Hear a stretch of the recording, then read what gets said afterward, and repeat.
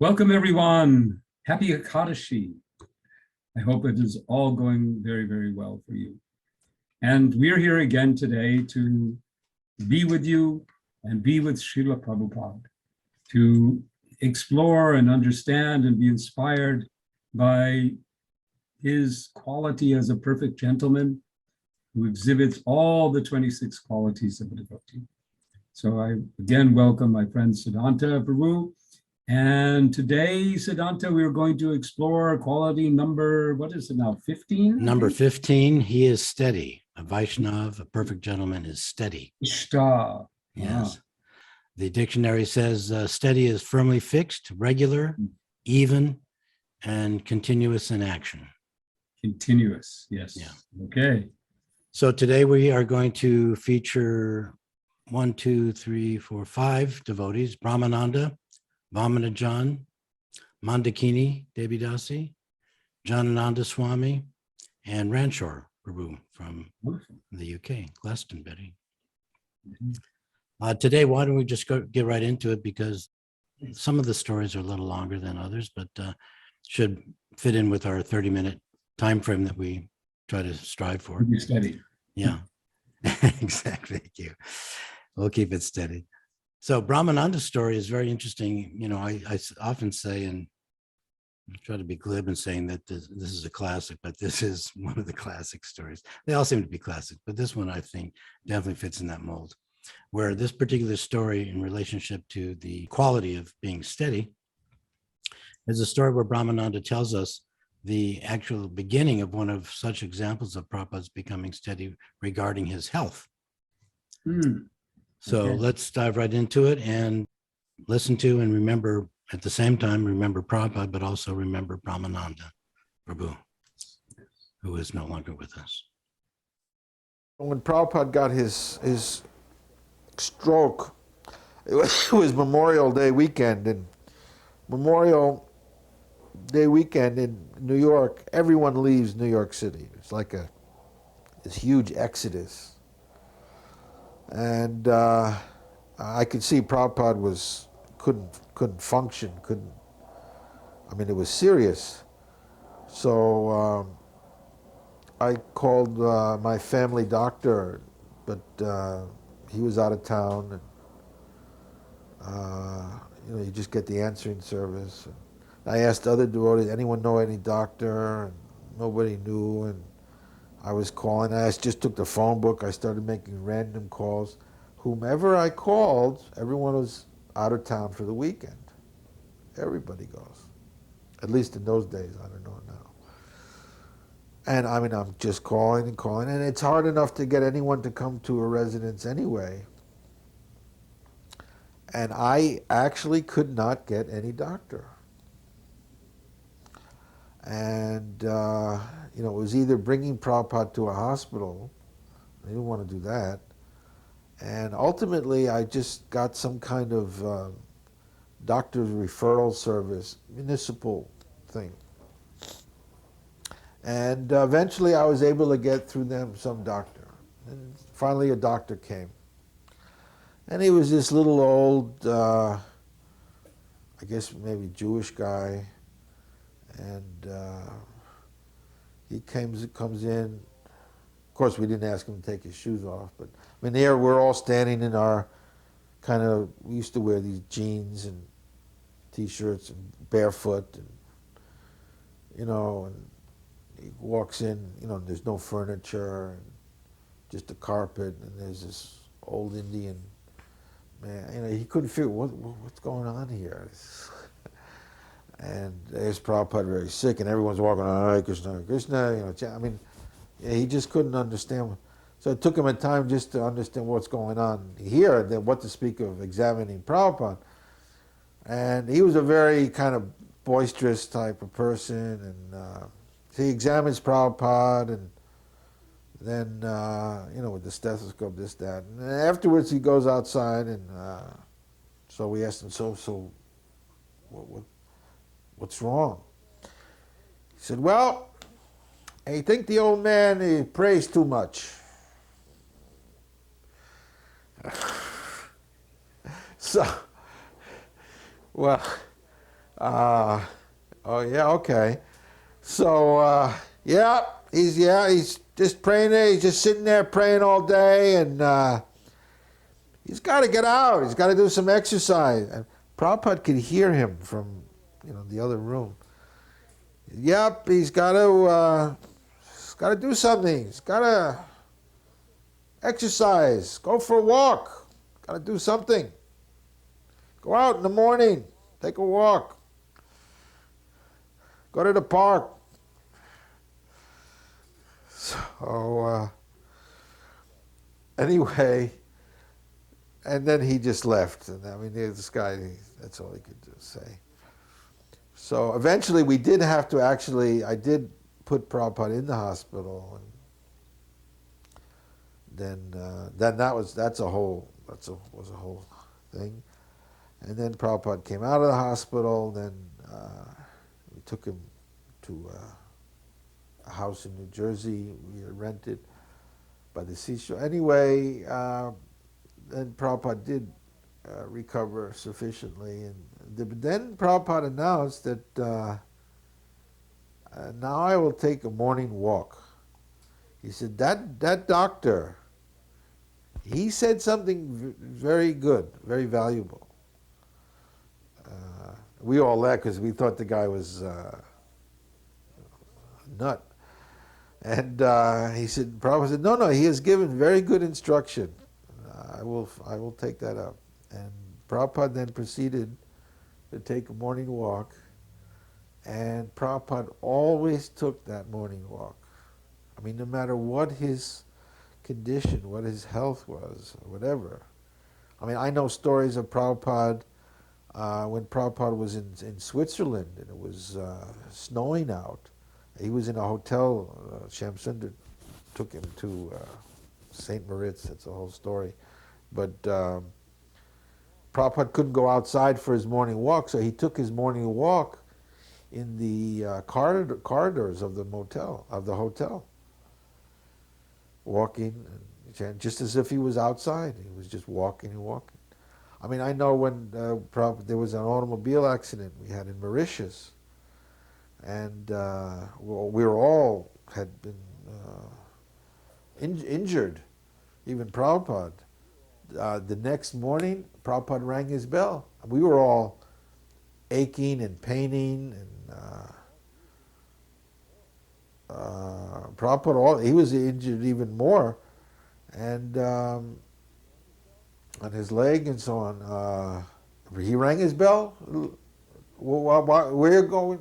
Morning walk. And we were like hobbling, and but Prabhupada went on his morning walk. And Prabhupada was also he was much older than we were.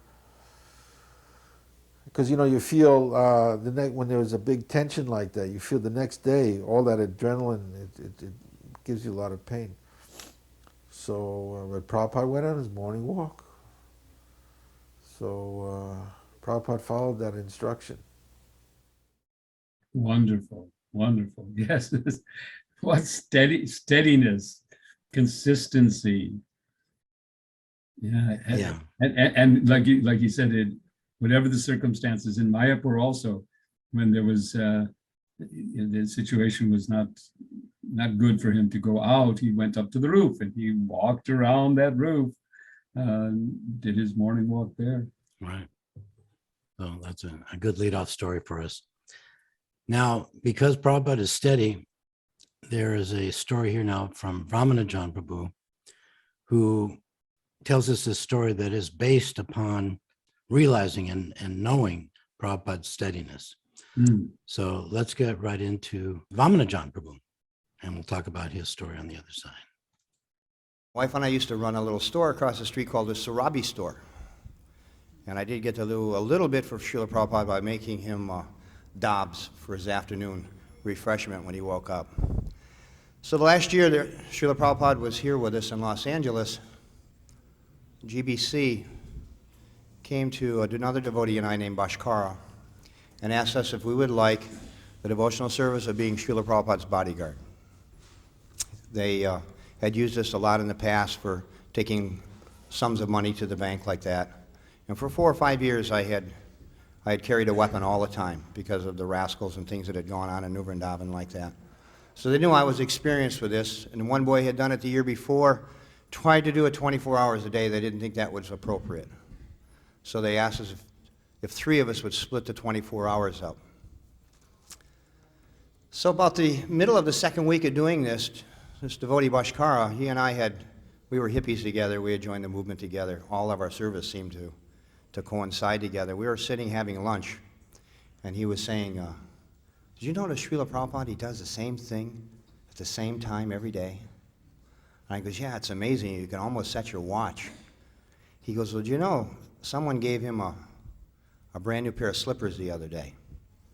And all he wears them is from his room to the curtain at the temple room, and he takes them off. After class, he puts them on and wears them up and takes them off at his door every day. And I goes, yeah. He goes, well, he says, they're brand new, and I kind of looked at them last night, and I got the model number and the manufacturer's name, and I bought another pair just exactly like them. Well, what are you going to do with them? His feet are not the same size as your feet. And he goes, well, tomorrow morning, he had the morning, I had the evening. He said, tomorrow morning when he goes down for class, he's going to wear his slippers down. I'm going to exchange them for my slippers. And then he'll wear my slippers back upstairs, and I will exchange them again. And I'll have a pair of slippers that Srila Prabhupada wore. Maybe just one time, but Srila Prabhupada will have worn my slippers. So I'm thinking, wow, that's a good idea. I said, so tomorrow I'm going to go out and buy a pair of slippers, and we'll do the same thing the next day. So the next day we do our service, we get together at lunch, and I says, well, did you get your slippers? He goes, yeah. I says, well, I says, where do I go buy mine? He says, you shouldn't do it. I'm thinking, yeah, you got your slippers. So he says, no, he says, let me tell you what happened. He says, Srila Prabhupada put his slippers on in the morning, and he came downstairs, he took them off at the door at the temple room. I exchanged them. After class, Srila Prabhupada came back out and put his slippers on, my slippers. He wore them upstairs, and he wore them right into his room. He never took them off at the door. I'm going, really? What did you do? And he says, well, I stood there chanting japa thinking, what am I going to do now? He says, I was there, he says, about 5 minutes, and he says, this sannyasi came down, and he says, is your name Bhaskara? And he goes, yes. And he says, Srila Prabhupada has a message for you. He says, he wishes to thank you very much for the new slippers.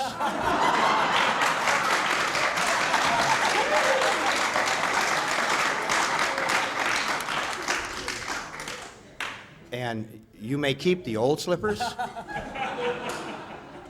But most importantly, he said it is not nice to play tricks on the spiritual master. I love that.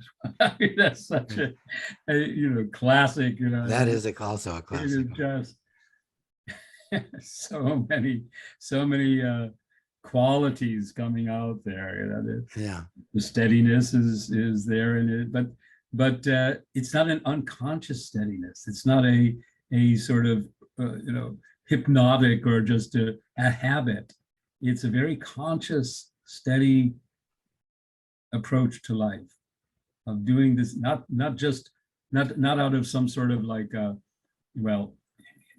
I'm habituated to do it and I've got to do it. It's not obsessive compulsive either. Some of us are steady, but it's in an obsessive way. Oh, Srila Prabhupada. Yeah, and if Prabhupada wasn't steady, if he didn't have that quality, Bhaskara would not have thought about exchanging them. Yeah. And we wouldn't have got the lesson about not playing tricks on the spiritual master. Yes. So it benefits us as well with that knowledge. Now let's listen to Mandakini, Devi Dasi, who is going to narrate a story that exemplifies Srila Prabhupada's desire for steadiness regarding deity worship. So we can listen to that and talk about it after she tells us that story. It was in the same temple in London. Prabhupada had shown Yamuna very simple worship as in Vrindavan, and in Los Angeles, in New Dwarka, it was a little different mood. And one of the first sannyasi we saw came to London, and we did simple worship. Krishna was a person. He was the best friend. So it was not in awe and reverence. It was more spontaneous. And when that sannyasi came, he said, "Oh, you have to change that deity worship. It's really sentimental. You have to be more in awe and reverence." And I really didn't want to change. I told him that's the way Yamuna showed me. That's the way Prabhupada showed her. We shouldn't change.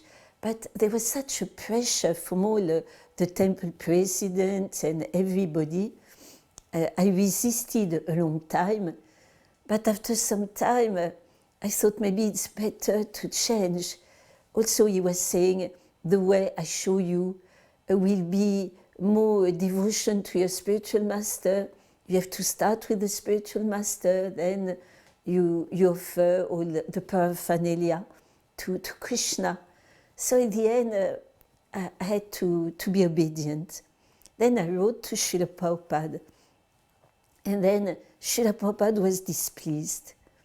In the letter he wrote that once you have established a standard to worship the deities, you shouldn't change. And so he was chastising, not in an angry mood, but chastising. But then it was softened by very kind words after. And he said, "But I understand that you wanted to serve better your spiritual master, to increase your service to your spiritual master. So this is all right." So that was showing me that even if Srila Prabhupada chastises, he shows great kindness. And it showed me that I should have resisted more, like that. Yeah, steadiness in deity worship. What you Even mean? it's very interesting how the deities they accept a certain standard, they accept a certain kind of worship, and we have a lot of instances in our sampradaya of acharyas. Ramanuja went to Tirupati and thought, well, they're not worshiping Balaji in a particular way, but Balaji indicated, no, this is the way they're doing it. I've been accepting it. Let it be. Same thing in Puri. Yeah. Not to change. Yeah.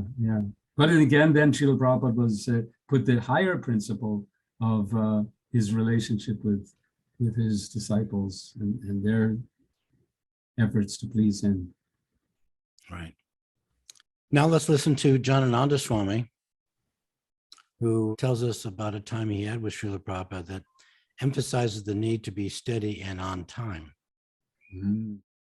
I was cooking the milk sweets for the deities late at night. There was one other devotee and they were washing the pots, and I was cooking the milk sweets. And Prabhupada hadn't been eating much for a few days. I think he was all sick.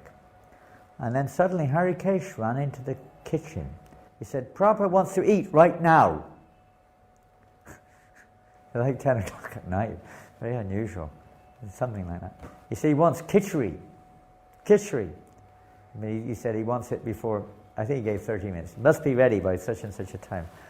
We put everything down and all together, three of us, really try to get it together to get that khichdi ready for Prabhupada. Rushing. And it was like 2 minutes late. Harikesh ran up the stairs, and then about 5 minutes later he came down and he said, "I'm finished." He didn't say nothing, he just said, "I'm finished. Prabhupada said you were too late. It's too late." He wanted it by 10:30. It was like maybe 5 minutes late. He said, take it. You're teaching many lessons, always be on time.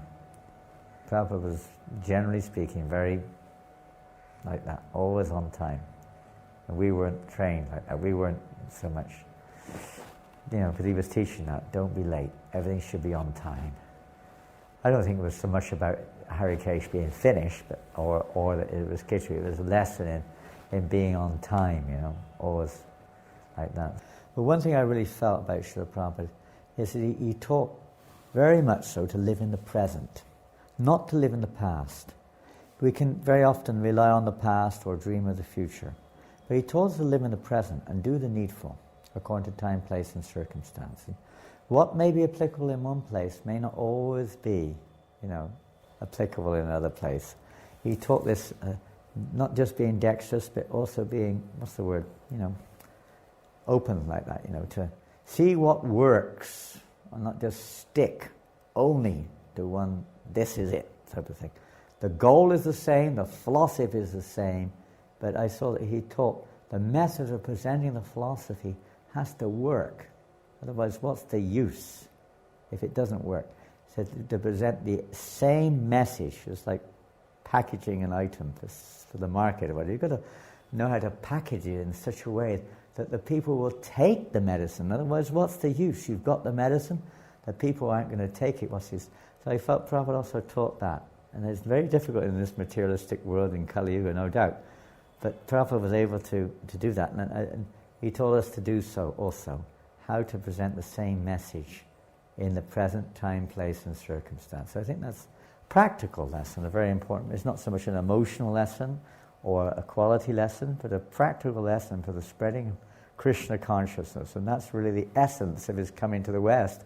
It's not just to, go there, is to present and preach Krishna consciousness and present it in a way that people will take it.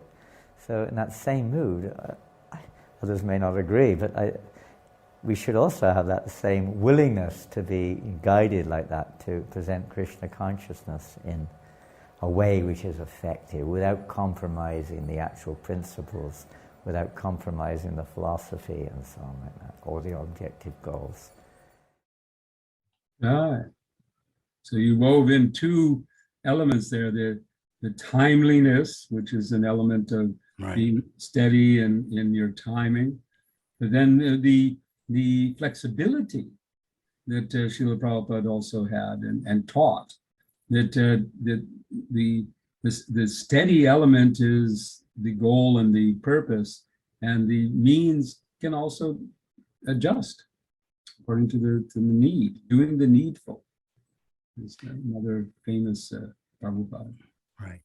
The first aspect of that story was also about that there was a health reason involved about being on time. Prabhupada has explained before, but when the digestive juices flow, then you need to satisfy that. And if you don't take care of that demand from the body with those digestive juices flowing, then you can get sick. Yeah. That if you're late and you don't satisfy that bodily demand, there's a reason for that demand that is for health purposes. And then if you don't satisfy it when the body calls, then you can develop further problems, health problems because of that. So many lessons packed into one. Right. Now let's finish up with Rantor Prabhu, who is going to tell us a story regarding a question that he asked Prabhupada. And then I thought, now's my chance. I was just alone with Prabhupada. I have some questions. It was on my mind a lot at that time. I had this preaching centre in North London, but I also felt a real pull to go back to Manchester, where I had run a temple before. And I was not sure. So I said, Prabhupada, in Krishna's service, when there is a choice of two different things, how do we choose? Prabhupada immediately said, choice? You have no choice. You do what Krishna gives you. And so there I was in Prabhupada's room, he told me this. And he was getting ready to go out. and I was just sitting there. Prabhupada was, he called his servant, he got him putting on his chadar and so on, moving towards the door. And I said, Prabhupada, I'd heard that Prabhupada had written about in the Chaitanya Charitamrita, I think it was, he'd written about something called Prabhu Datadesh, which means the particular place or destination or task that has been given to you, Prabhu Datadesh, what your master gives you. Desh actually means land, but the instruction you have been given, and I knew that Prabhupada had given some people very specific instructions. Do this or do that. So I said, Prabhupada, do you have a special instruction for me? And Prabhupada looked at me and he just went, somehow or other, preach. That is all. Somehow or other, preach. So I carry that also with me all my life, really. Somehow or another. And Krishna may give me, it's up to Krishna, the circumstance, the setting, but I know what the task is to somehow or other share, this amazing gift. Yeah. So here he's teaching us steadiness. And we all follow in those footsteps. So next week, we're going to focus on quality number 16. The Vaishnav controls his senses. Oh, okay. Well, thank you again. And thank you out there to all of our listeners and viewers for joining us today. And we look forward to being with you next Ekadashi.